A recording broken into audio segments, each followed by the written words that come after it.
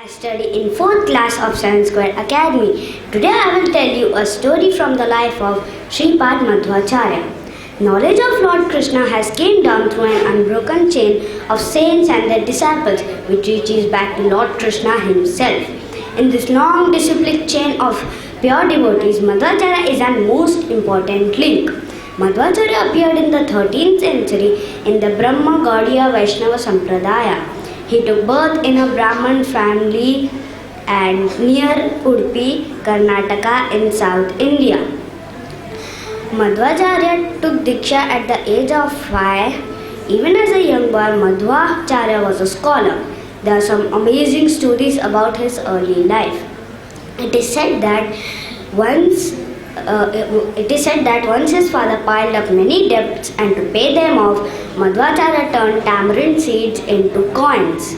It is also said that near Madhvacharya's house there lived a demon called Maniman in the form of a snake. Madhvacharya killed the demon with the big toe of his left foot. At the age of 12, Madhvacharya accepted sannyas, and at that tender age, he left home to travel the length and breadth of India in search of spiritual knowledge.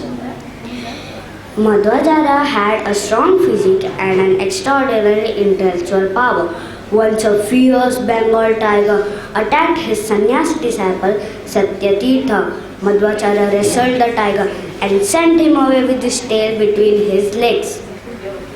Madhvacharya visited Badrika ashram in the Himalayas, and there he met the great sage Vyasadeva and accepted him as his Shiksha Guru. After coming down the Himalayas, Madhvacharya returned to his birthplace Udupi. Once when he was sitting on the seashore and meditating on Lord Krishna, he saw a huge merchant ship in danger and signaled the crew safely to the shore. As the boat's owner wanted to reward him, he agreed to accept a chunk of Gopi Chandan from Vrindavan. As the crew members were bringing the huge chunk before him, it broke apart and revealed the deity of Lord Krishna with a stick in one hand and lump of food in other. As the deity was so heavy that not even 30 ordinary persons could lift him, Madhvacharya carried the deity in the town all alone.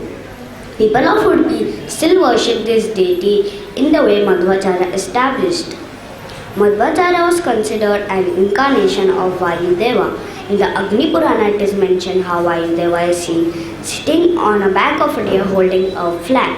Madhvacharya was also quite often seen sitting on a sacred deer skin holding his flag of dualism in the form of his hands pointing two erect fingers, one representing the Lord and other the Jiva. Madhvacharya appeared with a mission to defeat Shankaracharya's Mayavada philosophy. By giving an pure interpretation of Vedanta Sutra, he promoted pure theism. He named his Shastric explanations as Dvaita Dvaitavada, pure dualism. Mayavadis say that God's form is an illusion.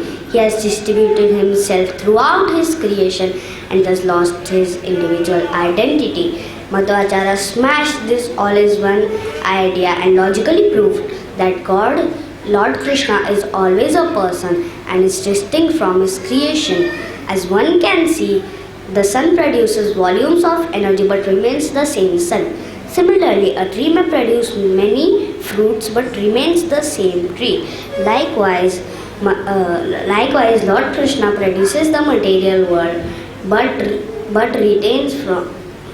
but separate from it. He remains the Supreme Personality of Godhead. Madhvacharya's teachings are called Tattvavada. Tattva means truth and Vada means philosophy. Mayavadis also say that the soul, individual and unique identity is also an illusion, and at the end it will merge into an impersonal light. But Madhvacharya taught that the soul is an eternal servant of Lord Krishna, and by practicing Bhakti Yoga, one can return to the original position in the spiritual world. He also emphasized that even after an individual soul returns to the spiritual world, he and Lord Krishna retains their separate identities. They do not become one. In many ways, Madhvacharya set the stage for Krishna conscious movement.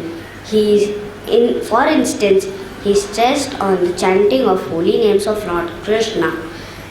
He also wrote that in the present age, one can satisfy and worship Lord Krishna simply by chanting his holy names. Hare Krishna, Krishna Krishna, Hare Hare, Hare Rama, Rama Rama, Hare Hare, Hare Krishna. Hare Krishna.